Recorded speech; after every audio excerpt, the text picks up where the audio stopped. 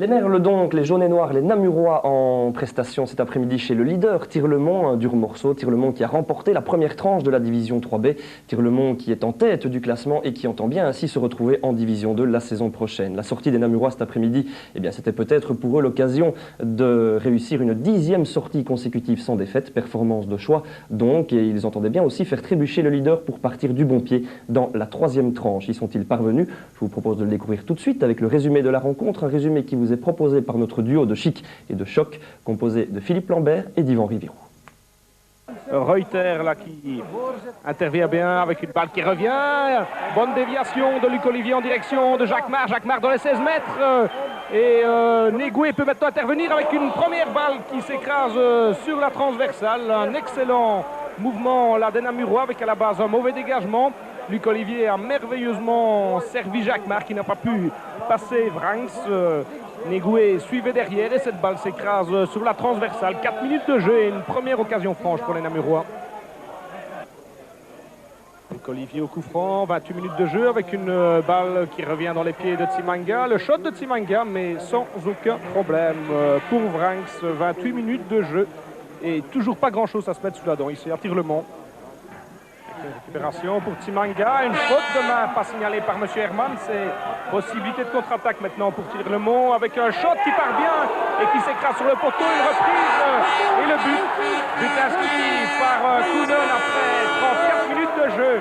Mais au départ, à mon avis, il y avait une faute de main non signalée par M. Herman. Faute de main qui coûte un but au Namurois, 1-0, 33 minutes de jeu.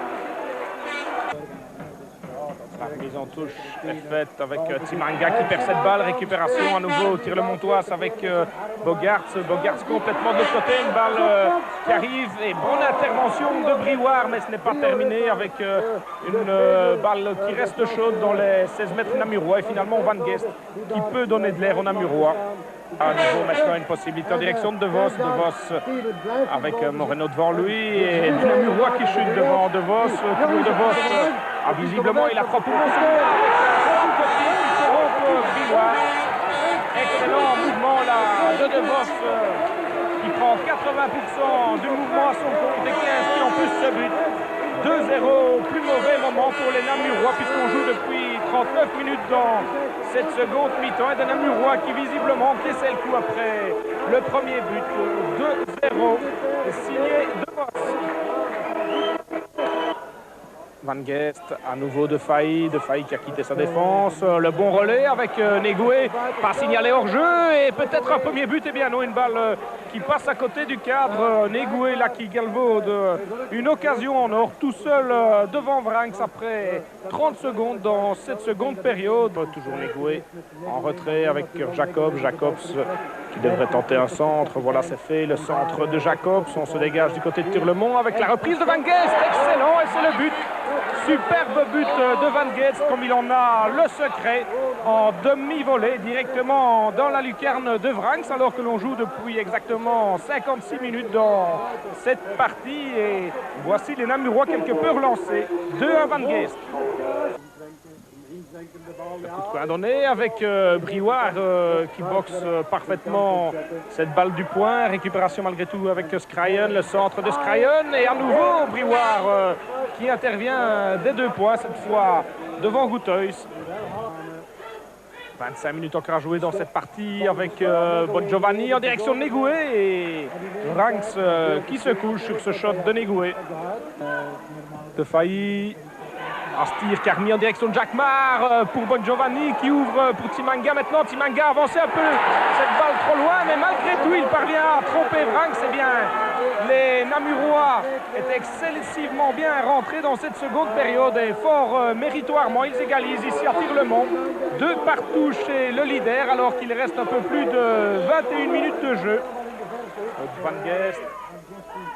Van Guest et la balle est passée en faveur de Kurt Jacobs. Jacobs, bonne balle pour Jacques Marc, peut-être le 3e but, le shot de Jacques Marc et ça passe un rien devant le piqué de Vranks. C'est bien, les Namurois sont passés tout près du 2-3 ici à la 73e minute de jeu.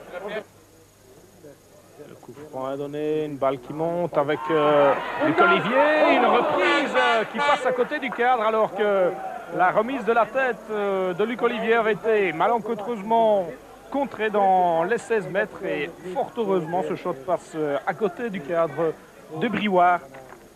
Briouard avec Moreno qui devrait balancer loin devant cette balle, voilà, en direction de Bongiovanni. Bongiovanni qui vient chercher cette balle, il se bat toujours Bongiovanni, voilà en direction de Greylac avec Jacquemart. Jacquemart, on s'est regroupé du côté de Tirlemont, récupération pour Astir qui remet dans le paquet avec un nouveau Jacquemart, Greylac, Bongiovanni, le shot de Bongiovanni et ça passe au-dessus du cadre de Vranken à la toute dernière minute de cette partie. Eh bien, jusqu'au bout, les Namurois se seront montrés dangereux. Ils viennent chercher ici un superbe point à Tirlemont. Je vous rappelle le score, 2-2.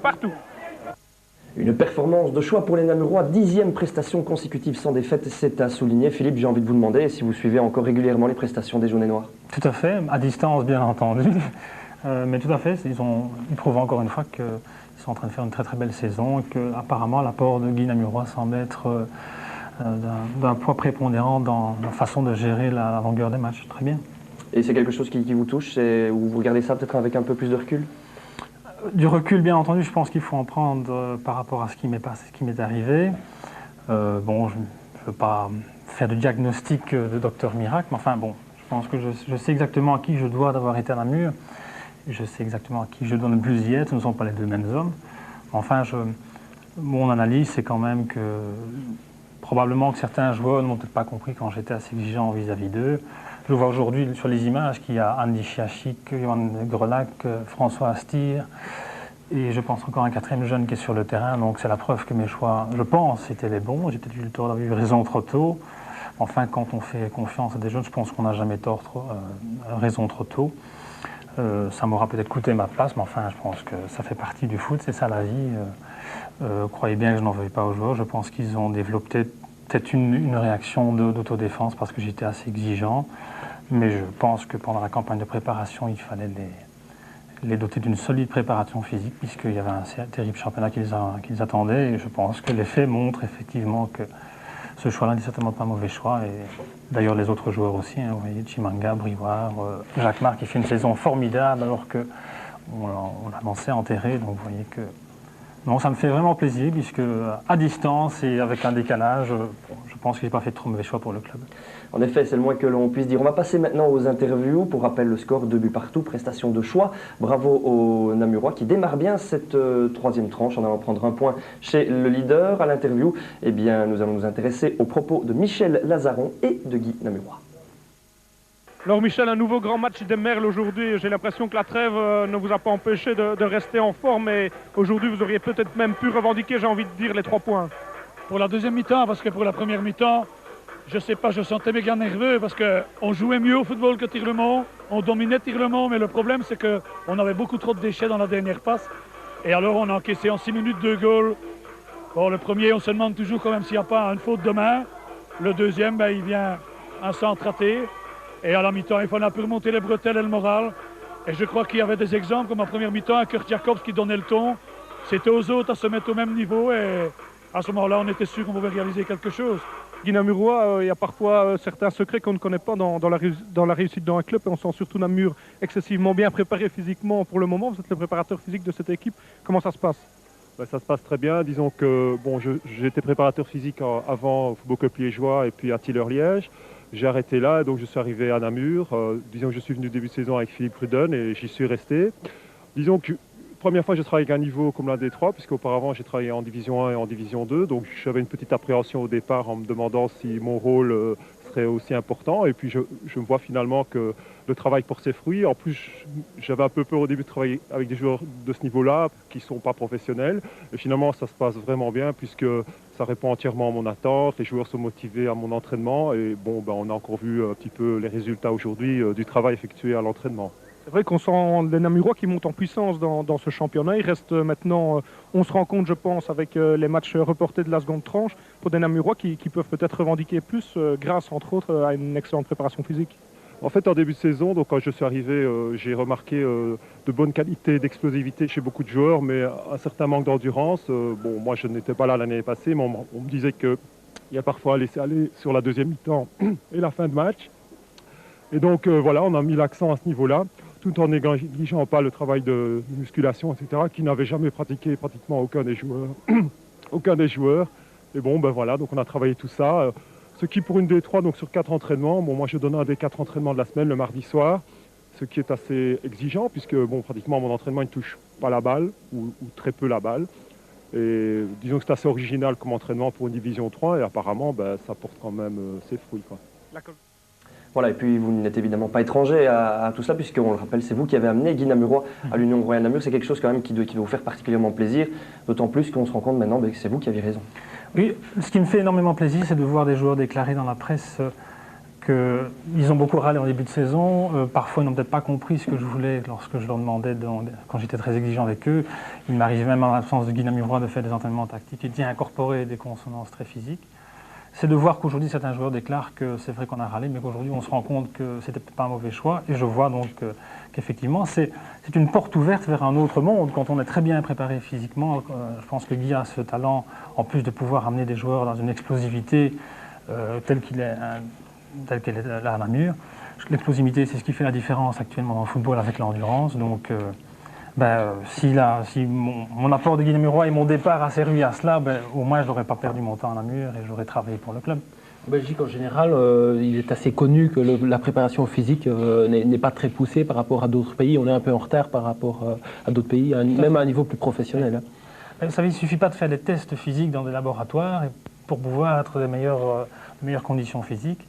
Vous savez, au lendemain de la défaite de coupe contre Anu, nous sommes allés au bois. Je sais que ça n'a pas fait plaisir à beaucoup de monde, mais je ne travaillais pas pour le lendemain d'une défaite, mais je travaillais pour le début d'un championnat.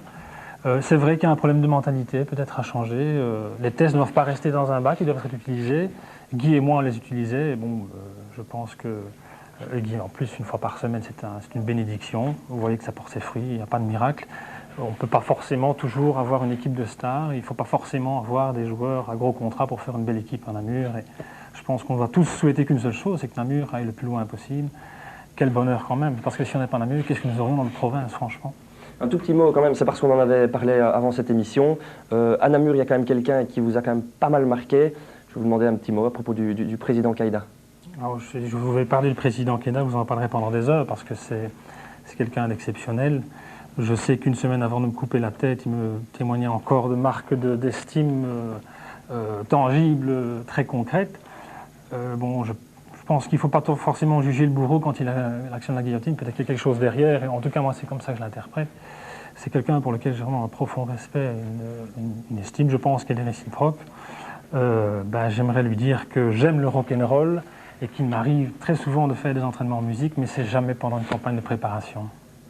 Ok, on va passer au résultat de la division 3, au classement plus exactement, pour vous rendre compte que les Namurois ont réalisé une belle performance dans ce classement, une bonne opération que vous allez découvrir tout de suite avec un tableau. Les Namurois sont en effet toujours dans la première partie de ce tableau. 40 points pour Tirlemont qui est seul en tête de la division, Malines est deuxième avec 37 points.